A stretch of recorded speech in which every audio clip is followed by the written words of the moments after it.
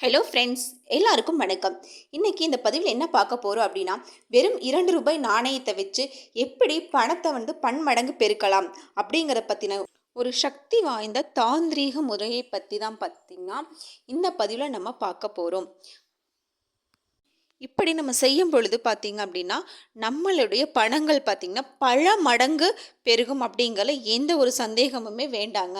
இது எப்படி செய்யலாம் அப்படிங்கிறத பார்த்துடலாம்.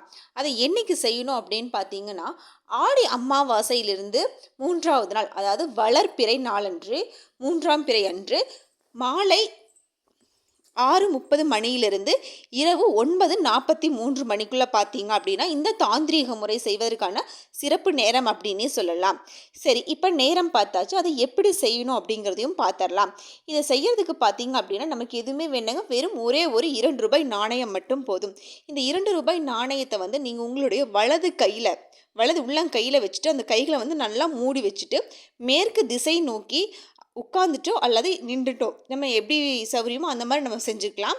அதை என்ன பண்ணணும் அப்படின்னா, இப்போ நம்ம மேலே ஸ்க்ரீனில் தெரிகிற மாதிரி ஹோம் ஸ்ரீம் வம் சந்திர தேவாய வசி வசி அப்படின்னு சொல்லக்கூடிய இந்த நாமத்தை, இந்த மந்திரத்தை குறைஞ்சது ஒரு 10லேருந்து 15 நிமிஷம், அப்படி இல்லை அப்படின்னா ஒரு 48 முறை நீங்கள் மனசுக்குள்ளேயே நீங்கள் சொல்லணும்.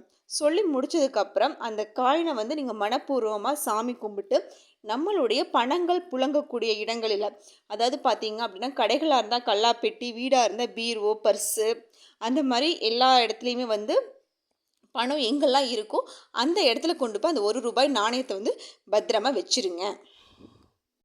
இப்படி செய்கிறதன் மூலமாக பார்த்தீங்க அப்படின்னா உங்களுடைய பண தேவைகள் கொஞ்சம் கொஞ்சமாக பூர்த்தி அடைஞ்சு வரதை நீங்களே பார்க்கலாம். பொதுவாகவே வளர்ப்பிறையில் நம்ம செய்யக்கூடிய எந்த விஷயங்களாக இருந்தாலும் வளர்ந்து கொண்டே போகும் அப்படிங்கிறது எல்லாத்துக்குமே தெரியும்.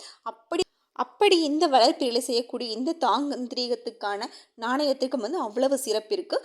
ஸோ எல்லாருடைய கடன் தேவைகளும் பூர்த்தி அடையட்டும். அடுத்து இன்னொரு பதிவில் நான் உங்களை சந்திக்கிறேன். நன்றி, வணக்கம்.